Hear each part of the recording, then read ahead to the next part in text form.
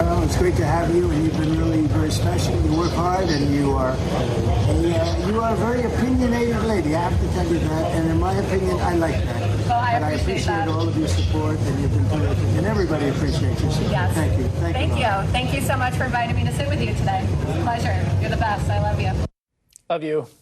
I was back in August 2023, and Donald Trump and Laura Loomer's relationship has been going strong ever since.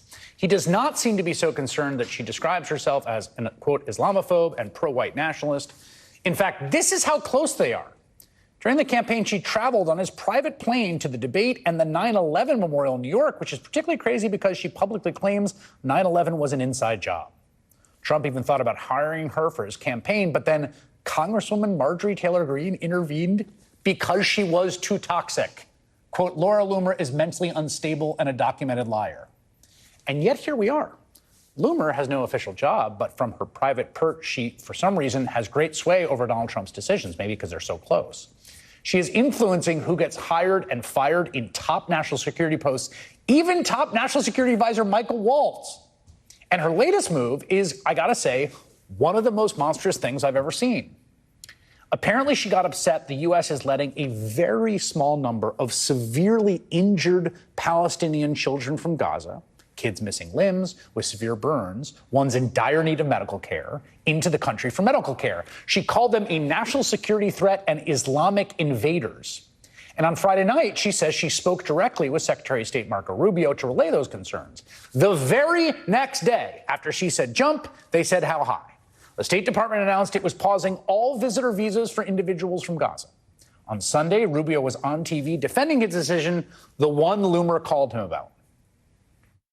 Why would some of these kids, for example, who are coming to hospitals for treatment be a threat? Well, first of all, it's not just kids. It's a bunch of adults that are accompanying them. There is evidence been presented to us by numerous congressional offices that some of the organizations bragging about and involved in acquiring these visas have strong links to terrorist groups like Hamas.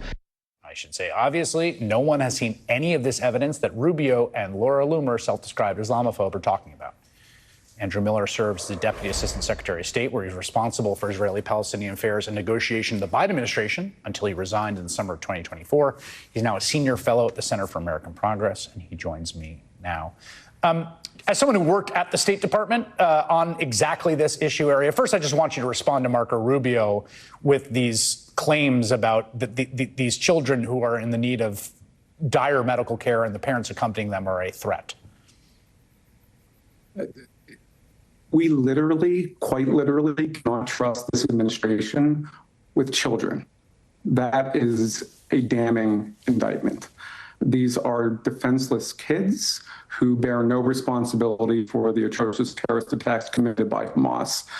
Secretary Rubio's assertion that a bunch of adults are coming is nonsense.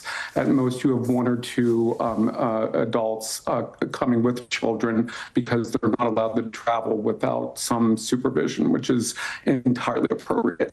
And what's important to understand about how this mechanism has worked is that prior to the United States even vetting these individuals to determine whether they're eligible, we would submit the names to the Israelis, who had the opportunity to run it against their intelligence database. And as you can imagine, Israel's tolerance for any risk is practically zero. So by the time we got these names, we were very confident that they posed virtually no threat. We still ran them through our systems to ensure that they didn't miss anything, but I don't know that there was more we could do to guarantee that these individuals would not pose a threat to Americans. I'm much more confident about these kids not posing any type of danger to the American people than I am about most individuals visiting the United States. I mean, you worked at the State Department, and again, sometimes the sort of regular order of bureaucracy can feel kind of opaque and remote, but just like to have this individual, a person who was, you know, who calls herself an Islamophobe and a pro-white nationalist, a person who's like been banned from social media sites because of her posts, a person who Marjorie Taylor Greene said was too toxic and mentally unstable to be around President Trump, to have this person have this level of control over a United States State Department program, like, have you ever encountered anything like that? To my knowledge, Laura Loomer has not been elected to any position or appointed to any position of trust. And for her to have this level of influence is highly unusual. Ultimately, it is President Trump's responsibility because he's apparently acting on it, as is Secretary Rubio. And the fact that they both are is a disgrace. And they should be ashamed of their behavior. This woman is a bigot. She is someone who has a visceral hatred of people who are different. That is about as un-American as anything I can think of. I would encourage Americans who have concerns about Palestinians visiting the United States. I understand their concerns about security, but look at your own background. There was a time when people of Irish descent were treated this way, when people of Italian descent, when people of Cuban descent. Marco Rubio, I don't think, would describe Cubans coming to the United States as potential infiltrators because they may have been associated with communists in Cuba. Of course they were associated with communists in Cuba. It's a communist country. That's essentially what Laura Loomer is suggesting and what Secretary Rubio is regurgitating, that simply by being in Gaza, having the misfortune of being born in this environment, these children are somehow forfeiting their right to medical care, their right to life. That is heinous. You know, one of the things that struck me, too, there's some Reuters polling on this, too, just in terms of the politics of this. And again, I think this is off the front page enough that they can kind of get away with it. She's been purging personnel she got the national security advisor of the United States fired. I mean, it's like one of the most important positions in the entire U.S. government. But just the polling here is, people have a range of issues on Israel, Gaza, the war, all of that, but on should more be done? Should the U.S. help people who are facing starvation in Gaza? You have all adults at 65%, Republicans at 55%, Democrats at 83%, others 61%. Kids desperately in need of medical care. This does strike me as a place in a very contested public opinion terrain where there really is broad consensus. America is at its very best when we're good. We're not always good. We've committed some terrible mistakes in the past, as have all countries, but America has been the best for the American people and for the world when we've been good.